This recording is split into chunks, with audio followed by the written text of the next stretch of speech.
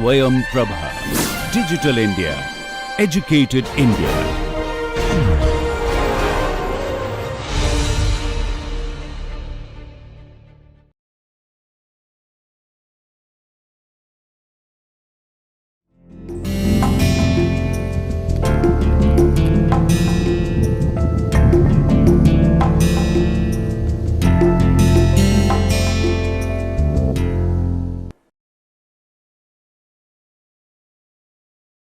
Welcome to the DTH sponsored course on micromachining.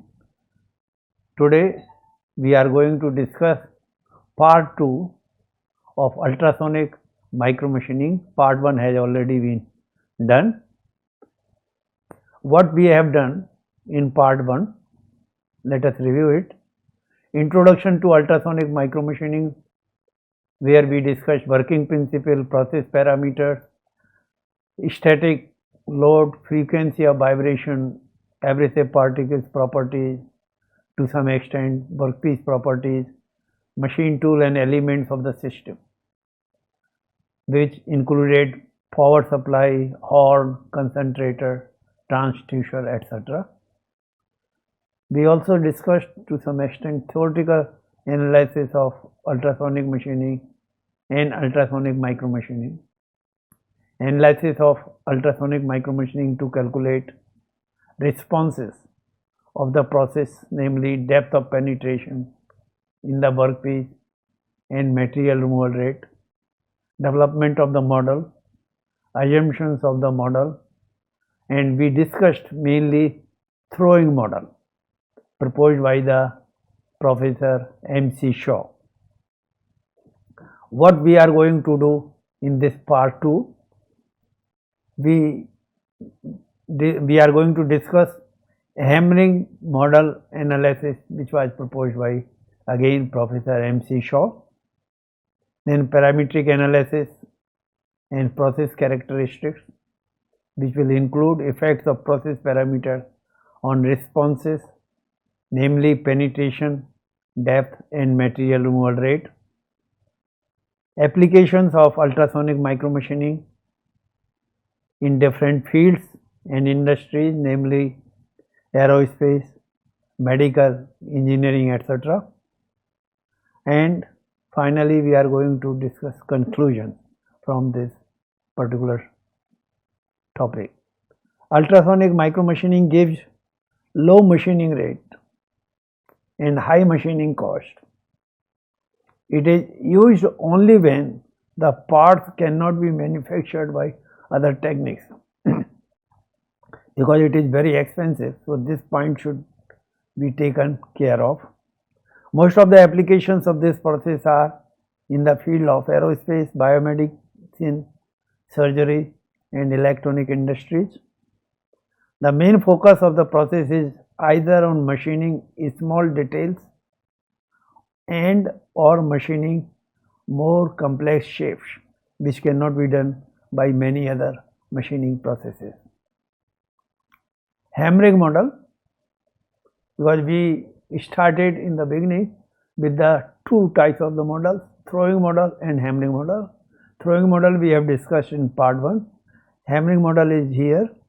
Now you can clearly see this is the tool, this is the workpiece, and this is the mean position of the tool, and this is the lower position of the tool when it is touching the abrasive particle, and this is the workpiece. Now if you see here, it is assumed that the grains are hammered into the workpiece, as you can see over here. Now when we are saying hammered, the gap between the bottom face of the tool, that is this face, and top face of the workpiece, that is this face, is smaller than the grain diameter. This gap should be smaller than the grain diameter, then only tool will be hammering. Mean speed of the tool is low. Mean static feed force is applied to the tool, that is equal to mean force of the tool on the grain. Whatever force is applied on the tool, that force we are assuming is acting on the grain. Now you can see here, this is the mode of tool vibration that is assumed, and this is T, capital T is the cycle time, and delta T is the time when it is in contact with the abrasive particle. The tool is in contact with the abrasive particles. Now here delta T is the duration of impact, Fi maximum is maximum value of impact force, Fi is force will vary with the depth of penetration by the grain. This grain is going to penetrate inside the workpiece, and partly it is also going to penetrate inside the tool also. It depends on contact area between the grain and workpiece. Now this force F can be calculated by this equation. F is equal to 1 by T, the capital T, integration from 0 to T, Fi function of T, small t, and dt. So by solving this equation we can calculate the force. Fi maximum also can be calculated. T is the cycle time. So various tool positions during a cycle, you can see over here, this is the top position here, this is the mean position of the tool, and this is the position when it is touching the abrasive. When the tool is bottom is here, it is touching the abrasive particle, and this is the bottom position when the tool comes over here. This has penetrated because of the limitation on the part of the force, it cannot go further, and this is the abrasive grain. So you can see here, this is the time required delta T when penetration start taking place inside the workpiece and partly inside the tool, and this is the time required T by 4 because this is one half of the cycle, and then 1/4 of the cycle. So cycle time is T by 4. Various positions of the tool while hitting workpiece via a grit. Movement from A to B, from A to B is due to impact on the abrasive particle, and as the tool touches the abrasive, tool is touching this abrasive over here, it experiences the resistance to move. And let us assume nature of variation of force Fi as triangular one, as you can see over here. So it is varying in a triangular fashion.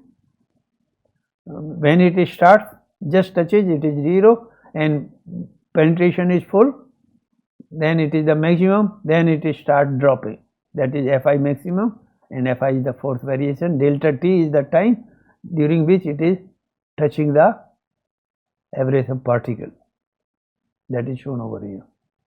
Due to this force, the abrasive will partly penetrate in the tool, that is HT small t, and partly inside the workpiece HW. So the total indentation H on the tool and workpiece is given by H is equal to HT, penetration in the tool, plus penetration inside the workpiece. So you can see here, this is inside the tool, this is inside the workpiece. Summation of these two will give you the total penetration. Partial penetration of the grit in the tool and workpiece. Average velocity during the quarter cycle OB is given by A by 2 over T by 4. This is the penetration, this is the time taken for quarter cycle. This becomes equal to 2A by T. Let delta be the time required to travel from A to B. Then delta T, time required, is equal to H is the depth of penetration, that is summation of HT plus HW, as you can see here. So time, distance traveled divided by velocity, 2A by T, that is given here. So it becomes HT plus HW divided by A divided by T by 2. So let F average be the average force acting through one cycle, then F average is equal to 1 by 2 Fi maximum HT plus HW into T, that is cycle time, divided by A into 2, and whole of this is divided by 1 by t is divided by t, that is 1 by t, or Fi maximum, if you simplify this, it becomes 4 F average A over HT plus HW. You can bring this on the left side and this on the right side. So maximum force per grit. Suppose there are n number of grits under the tool, then maximum force will be shared equally. It is the assumption. Maximum force will be shared equally with all the grains in contact with the tool. So we divide this by n, Fi maximum divided by n. So maximum stress developed in the workpiece, sigma W, Fi maximum divided by n, and this is the 1 over pi d HW. HW is the penetration inside the workpiece. Maximum stress developed in the tool, sigma T, Fi maximum over n, 1 over pi d HT. HT is the penetration inside the tool. So substitute the value of Fi maximum that we have calculated here. Sigma Fi maximum is this much. So it, sigma W, that is the stress developed inside the workpiece, becomes 4 F average A divided by HT HW taken from there, and 1, this is given here, n pi d HW. So this will give you the stress developed inside the workpiece due to the individual abrasive particle. Now for hardened workpiece, we can easily assume that stress developed when this failure starts taking place, at that point of time stress developed is equal to HW, workpiece hardness. So HW square, that is the penetration inside the workpiece, 4 FA divided by n pi d HW, this is HW, lambda plus 1. So where assumption is number of grains acting is inversely proportional to the square of the diameter of the tool. That is very obvious, as you can see inside the figure I will show you. So n is proportional to C over d square, d, that is K dash. C is the concentration of the abrasives, K dash multiplied by C by d square. C is the concentration of the abrasive grains in slurry, and K dash is the constant of proportionality, that is added here. So it becomes HW, this is HW square is equal to 4 FAD square divided by pi K C d HW is the workpiece hardness, and plus into lambda plus 1. Substitute for HW to get the following equation. We can get MRRB. This MRRB we calculated in the part 1 lecture, and I told you that time that we do not know the value of the depth of penetration H. So for that H we can substitute here HW, K, K1, K2 multiplied by 4 FA divided by pi K dash C d HW lambda plus 1 whole raised to power 3 by 4 and d raised to power 1 by 4 multiplied by F. MRRB from throwing mechanism is much smaller than MRRB from hammering mechanism. This is why hammering mechanism earlier we calculated by throwing mechanism, and it is very small by throwing model, so it can be even neglected. So discrepancy, however, when you are comparing the experimental results with the theoretical results either by hammering model or by hammering model plus throwing model, discrepancy is observed between experimental and theoretical results. This was explained later on by Professor Shaw. Actual shape of the grain, why these discrepancies are appearing, so some justification was given. Actual shape of the grain, it is not spherical and it is also not smooth. I have shown to you real shape and size of the abrasive particles in the part 1, and they have projections of average diameter d1 and d square, that is the nominal diameter of the grain. So, and d1 is proportional to d square, and d1 square becomes proportional to d4 square, d raised to power 4, but MRRB is directly proportional to d1. So, equation for hammering mechanism, that is MRRB proportional to d raised to power 1 by 4, and this we have already seen, MRRB is proportional to d1. So, MRRB becomes proportional to d1 raised to power 4 and 1 raised to power, whole raised to power 1 by 4. As F increases, that is the force increases, MRRB also increases. In practice, beyond a certain value, it starts decreasing. So, abrasive grains get crushed under heavy load.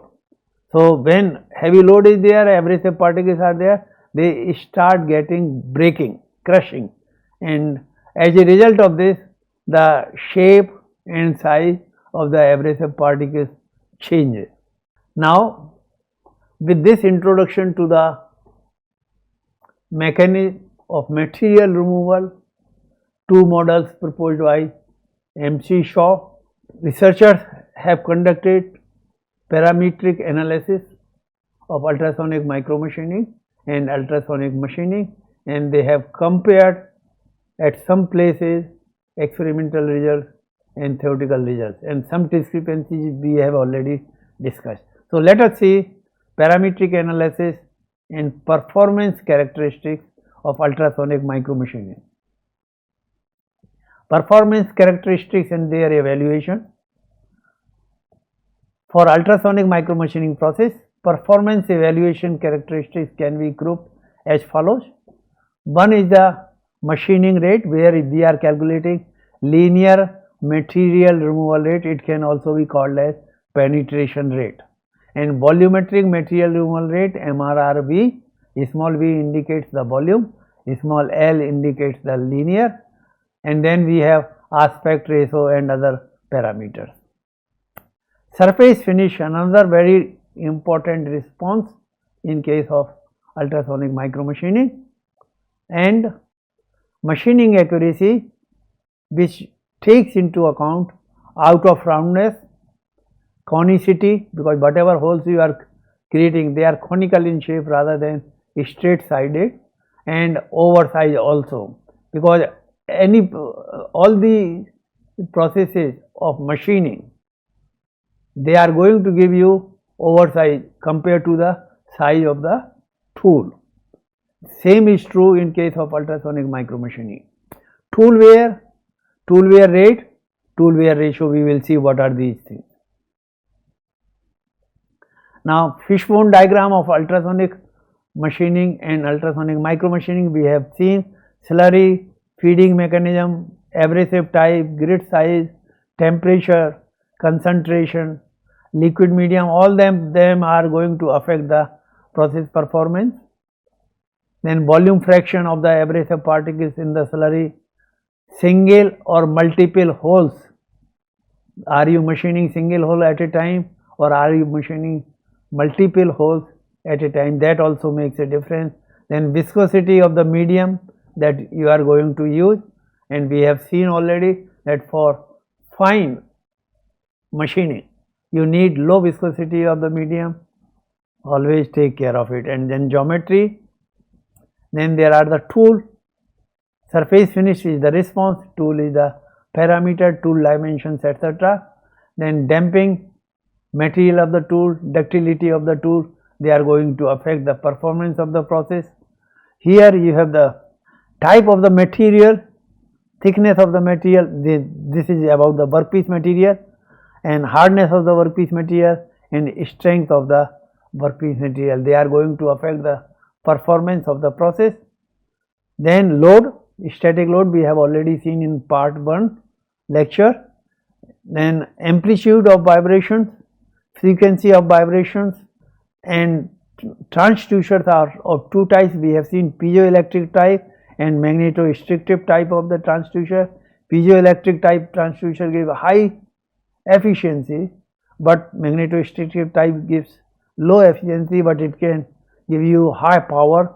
Piezoelectric type is used for low power. Then you have the tool holder. Material is important for the tool holder. Shape of the tool holder is important. And then these are the responses with the help of which you can evaluate the process performance, like material removal rate, tool wear rate, cutting ratio, surface finish, oversize, conicity, Ty is missing here, and form geometry, etc. So we will see some of them in the following slides.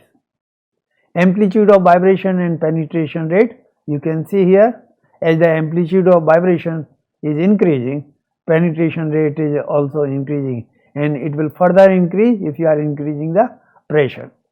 And this is very obvious, amplitude of vibration beyond which it tries to stabilize over here. Main reason being constant force, because when we are analyzing amplitude of vibration and penetration rate, force remains constant, it is not varying. That's why after a certain amplitude of vibration it stabilizes. Penetration rate increases up to a certain point, and beyond that it stabilizes. An increase in amplitude of ultrasonic oscillation increases energy input into the machining process. Hence, depth of penetration into the workpiece is increased. That is what you can see over here. It increases material removal rate also. Once penetration rate is increasing, then definitely material removal rate is also going to increase. Abrasive grain size and penetration rate, they have certain correlation. As the grit size is increasing, machining rate or penetration rate is also increasing. Then you have the optimum somewhere here, then it starts decreasing. With an increase in grit size, machining rate also increases up to an optima or maximum value that is shown over here. Beyond this, it starts decreasing because the force is constant at different grit sizes. Since force is constant, and if you are increasing the grit size, then definitely pressure with which it is interacting with the workpiece is going to decrease, and once pressure decreases, stresses inside the workpiece will decrease, and as a result of that, the material removal rate and penetration rate both will start decreasing beyond the optimum. Then hardness ratio is also very important parameter. This is a hardness ratio is the workpiece hardness divided by tool hardness. If workpiece hardness is increasing, then definitely penetration rate and material removal rate both are going to decrease, as you can see here, over here, because it is simple. For harder the workpiece, you need higher energy, higher force, and we are keeping the force as constant, so it is going to decrease with increase in hardness ratio. As the hardness ratio increases, the material removal rate decreases, because penetration rate is a function of the workpiece hardness. Note it, here we are keeping the force constant. If tool hardness decreases, then the abrasive can penetrate inside the tool to reduce the penetration rate in the workpiece.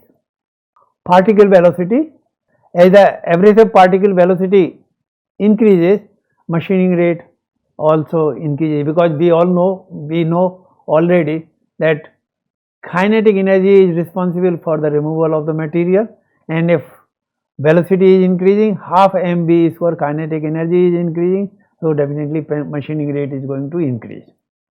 Abrasive concentration is increasing, then you have the higher increase in the machining rate, but there is an optima, and around 30% concentration you get the optimum value. Beyond that it is start decreasing. So if the concentration is too high, then it lowers impact velocity, and collision with each other results in reduction in machining rate. That is what this part says. Frequency of ultrasonic vibration. Frequency is an important parameter. that controls material removal rate during ultrasonic machining and ultrasonic micromachining. Higher frequency of vibration, you will have more number of impacts of abrasive particles per second, and if you have more number of impacts of abrasive particles per second, that leads to the higher material removal rate, linear as well as volumetric. Now, more number of impacts means more number of indentations on the workpiece surface.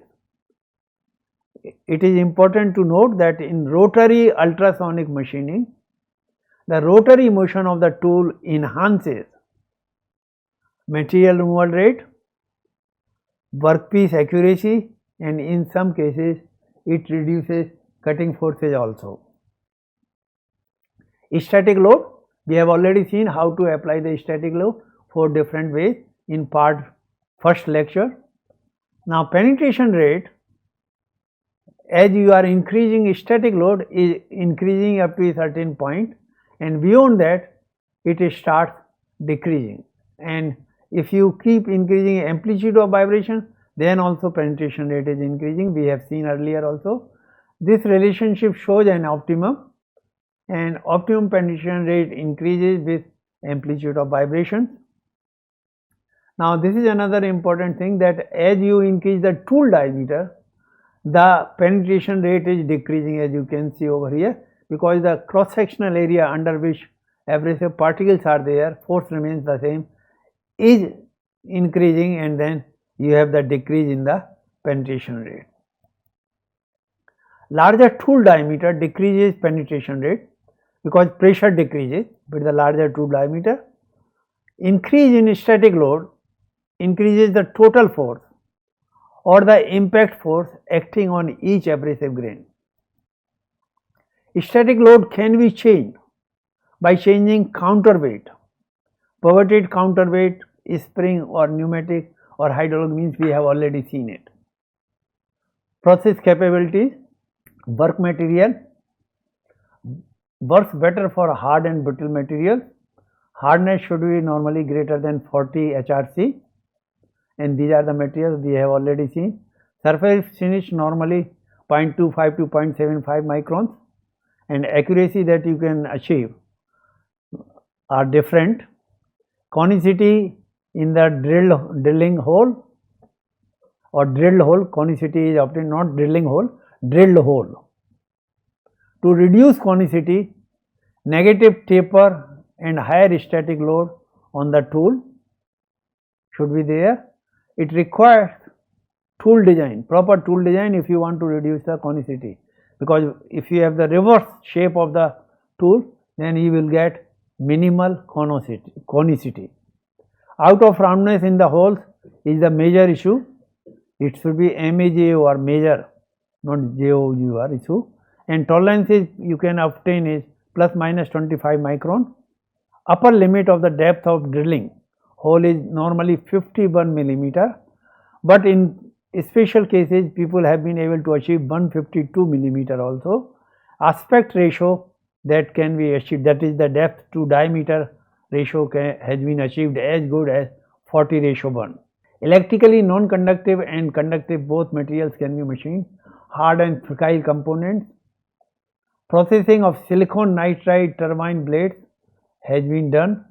Glass, ceramics, titanium, tungsten, this should be TUNGST and tungsten, etc. has been done. Drilling, grinding, profiling also for multiple holes. Tool for multiple holes drilling have been prepared. As you can see over here, these are the multiple tools which are used to drill the hole simultaneously in the workpiece. That is, the multiple holes or large number of holes can be drilled in one go. That is what it says.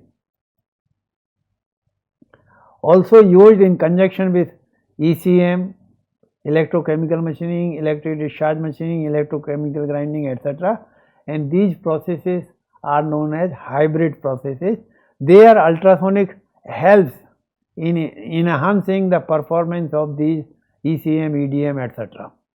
Now, these are the tool fabrication technique that we have already discussed. I am not going into details here. Wire EDG process is being used for preparing different type of the tool. This is the hole drilled with this tool, and here are the multiple tools prepared, and these are the holes, multiple holes drilled by this tool.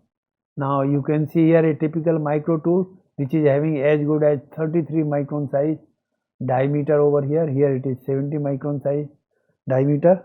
Now you can prepare the different kind of the micro gear, gang drill, etc. with the help of this particular process. Drilling holes smaller than 20 micrometer in diameter is not possible in first type of ultrasonic micromachining system. We have already discussed first type and second type of ultrasonic micromachining system. In the first type, tool is vibrating, while in the second type, workpiece is vibrating. In the second type ultrasonic micromachining system, the workpiece is vibrated and the tool is rotated. It allows smaller micro tools handling easier by using high quality spindle and a precise attachment. When performing drilling operation on such machine tool, USMM can produce holes up to 5 micrometers. This is very good and very small size hole that you can produce in diameter and 37 micrometer depth in glass and silicon. Obtainable best tolerances are plus minus 0.5 micron. Wire electrochemical grinding we have already seen may be used to replace wire EDG.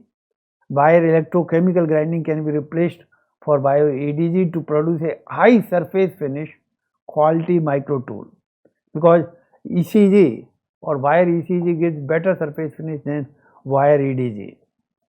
Performance characteristics, criteria, machining rate, tool wear rate, tool wear ratio, aspect ratio, cutting ratio, surface finish, these we have seen already. Then machining accuracy, out of roundness, hole oversize and conicity are the criteria for evaluating this. Machining rate, MRR, the machining rate can be evaluated in terms of penetration rate, that is linear material removal rate MRRL and volumetric material removal rate MRRV. It can also be evaluated in terms of tool wear rate TWR. TWR can be measured by measuring the weight loss of tool in drilling a hole per unit time. Tool wear ratio is also calculated as the ratio of length of tool wear to the depth of the hole machined inside the workpiece. High tool wear ratio results in short tool life, means tool is wearing faster, low machining efficiency and limited hole depth. Aspect ratio and minimum achievable diameter, people have analyzed it, and aspect ratio is defined as the ratio of depth to diameter, depth of the hole drill and diameter of the hole drilled. A higher aspect ratio and minimum achievable diameter is still considered a challenge in ultrasonic micromachining process, because there is a limit. I have already mentioned you the number that you cannot go beyond that aspect ratio. Now cutting ratio, the cutting ratio is defined as the material removal rate per unit tool wear rate. It signifies efficiency of the process for a particular workpiece, because this cutting ratio is going to be different for different workpiece material and different cutting tool material also, and the combination of workpiece and tool material.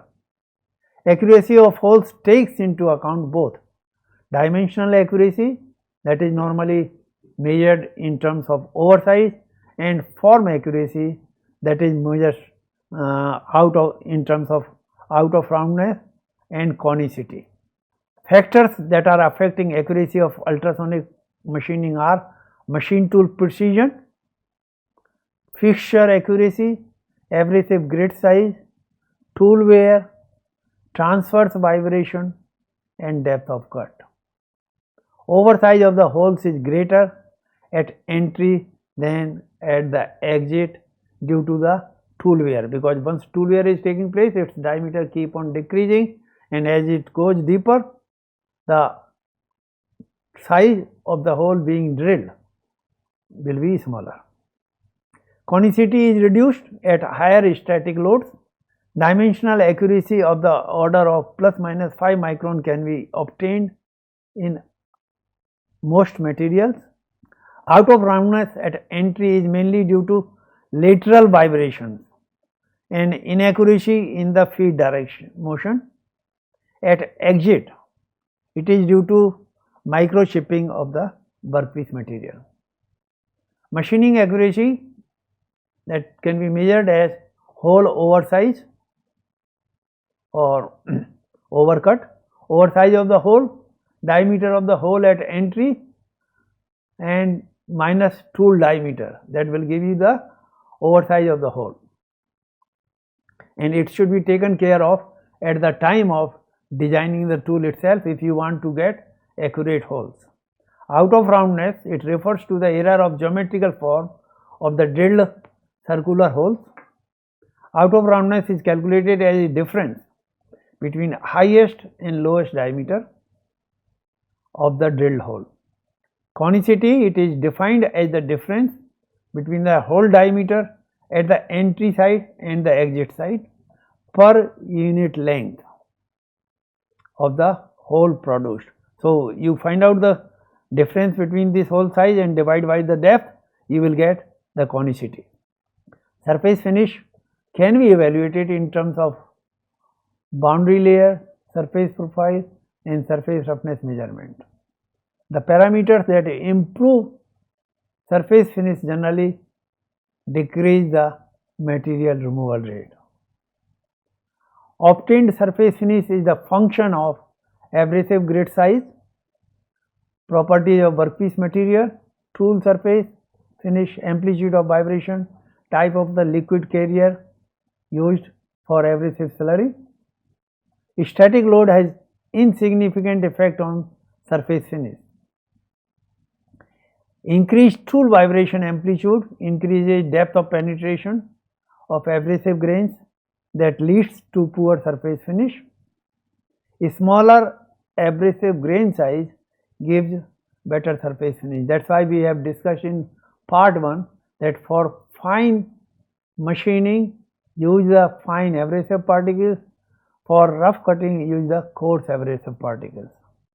Thus, in USMM, better surface finish is obtained by using very fine grains, a smaller vibration amplitude, a smaller static load and larger lateral feed. For roughing operation, use large grain size or large grains 20 to 120 micron to have sufficient material removal rate. For finishing operation, use fine grains. In general, surface roughness is directly proportional to MRR. Larger the value of the surface roughness, or other way, I should say other way around, larger the MRR, larger will be the surface roughness, smaller the MRR, smaller will be the surface roughness, and it is always desirable to have a smaller value of surface finish or surface roughness. Finish of working phase of tool controls the machine surface finish. Tool irregularities are reproduced on the machine surface. So, you should control the surface finish of the tool bottom face, which is going to be in contact with the abrasive particles. In finishing operations, surface finish of tool surface should be better than the surface finish required on the workpiece. This is a very important point to note, that tool surface should have better surface finish than what you require on the workpiece surface.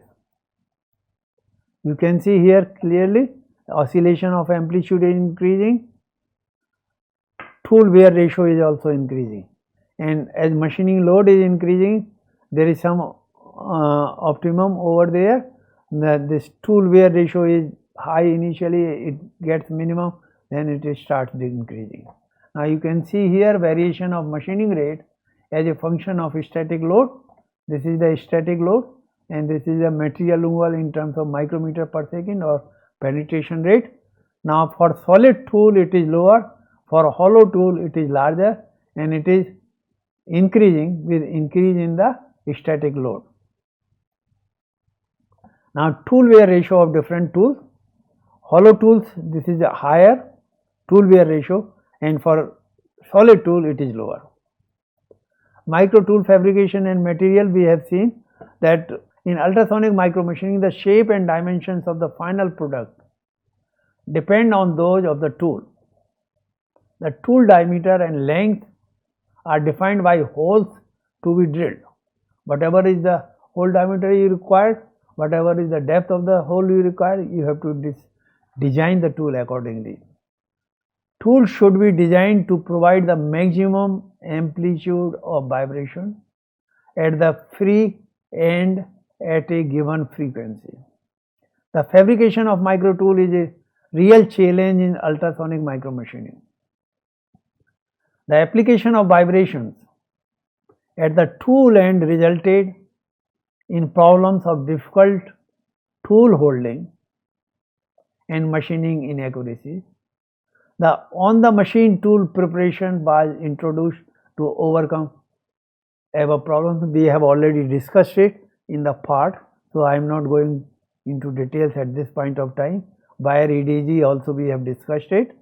Now the choice of tool material is very vital because the tool tip has to withstand vibrations and it should not fail or wear out quickly. Otherwise, your accuracy and efficiency are going to be down. To minimize tool wear, tool should be constructed from relatively ductile material such as stainless steel, brass and mild steel. The harder the tool material, the faster its wear rate or higher is the wear rate.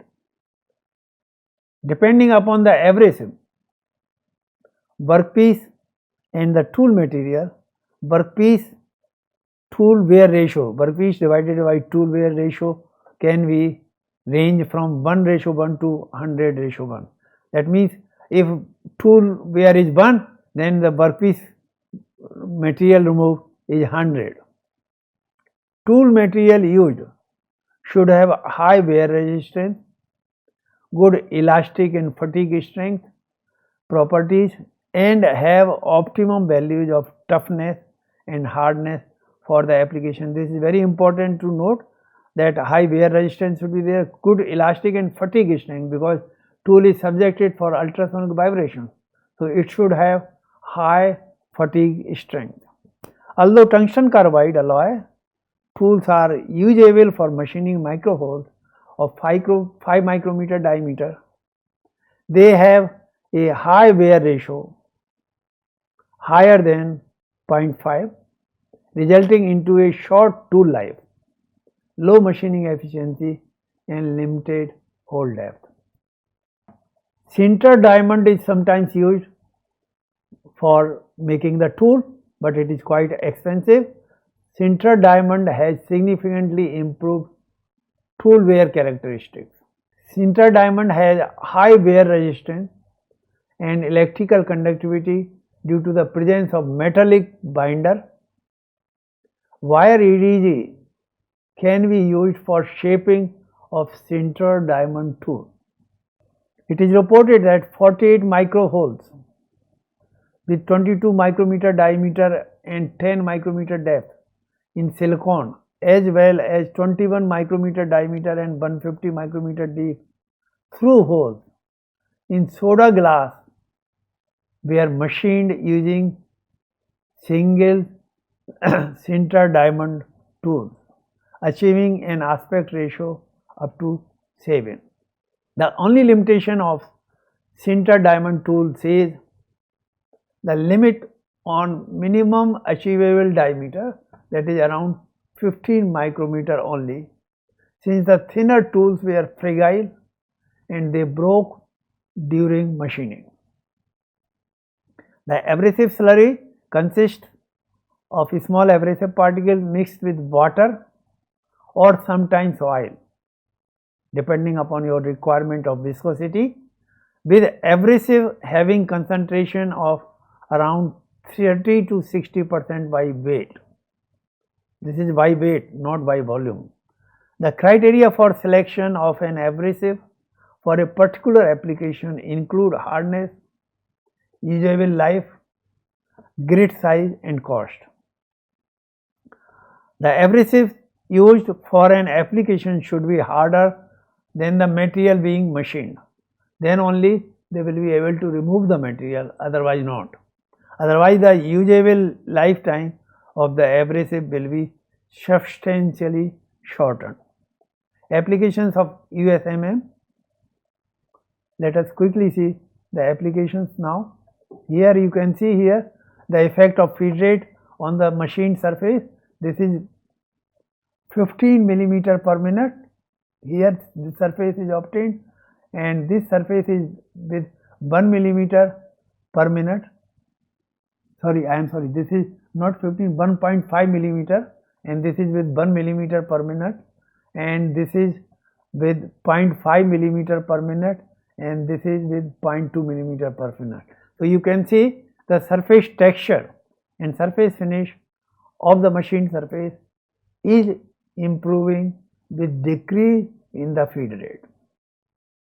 Effect of feed rate further, you can see this is the structure with 0.5 millimeter per minute, this is with 0.1 millimeter per minute, and this is with 0 feed rate. So feed rate has significant effect on the machined surface. Other applications you can see here is square and triangular holes on silicon, and these are the multiple holes that have been drilled. Micro holes 20 micrometer in diameter, and number of holes have been drilled simultaneously. Then you can have micro holes in silicon and glass. And this is interesting, straight micro slot over here and spiral groove, they also have been machined with the help of ultrasonic micromachining. Further application, this is the 3D cavity which has been machined with the help of ultrasonic micromachining, because dimensions, this is 100 micrometers, so all dimensions are in micron. This is the die sinking micro ultrasonic machining feature in alumina. These are the simple holes that have been machined. Deep micro hole of 9 micron diameter and 37 micrometer depth, that has been machined. Other examples of micro holes that have been drilled with the help of ultrasonic micromachining. This is the entrance side of the hole and this is the exit side of the hole. So definitely there is some difference in the diameter of the hole at the entry and the exit. The micro hole produced by ultrasonic amplitude 2.2 micron, average abrasive size 3 micrometer. It has been used for deburring purposes also, removal of troublesome burrs, cleaning and polishing of finished product. This ultrasonic micromachining has been used, effectively done by ultrasonic cavitation in conjunction with especially compounded acid slurry. This is particularly suitable for micro deburring of inaccessible sections in small parts. Other applications are given here. These are making press tool dies, wire drawing equipment and other components made of hard alloys, drilling small holes in helicopter, power transmission shafts and gears, machining of watch bearings and jewels, silicon semiconductor components, for example cutting circular wafers 1 to 30 millimeter in diameter from germanium. This should be micrometer, 1 to 30 micrometer 1 to 30 millimeter in diameter from germanium and silicon rods, drilling small holes in borosilicate glass. Capabilities we have seen most of it: micro hole drilling, contour machining, ultrasonic micromachining of ceramic materials, micro deburring, ultrasonic assisted conventional non-conventional machining.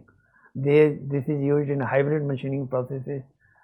Non-machining ultrasonic applications, they are not discussed here. Other applications uses making of press tools, wire drawing equipment, other components made of hard alloys, drilling small holes in helicopter power transmission shafts and gears, machining of watch bearings and jewels, slicing semiconductor components. Now these are some of the major research areas like micro tooling technology that can be developed. So it requires research activities in this, extended process capabilities, material removal rate and surface integrity improvement, monitoring and control, and process mechanism and modeling. So these are some of the areas where further research is required. Conclusions and future work. Concluding remarks. Ultrasonic micromachining process produces surface that are burr-less, distortion-less, and non-thermal. It produces small details in non-conductive, hard, brittle, and difficult to machine materials like ceramics, glass, graphite, precious stones, quartz, semiconductors, composites, and diamonds. Because of low material removal rate and a high tool wear rate, it is not economical to machine those materials which are conveniently machined by this other processes. This is very important, as I mentioned in the first part also, that this process should be used where other processes are not working, because it is expensive and time consuming also. Ultrasonic micromachining is a boon for industries like aerospace, biomedical, electronics, and surgery.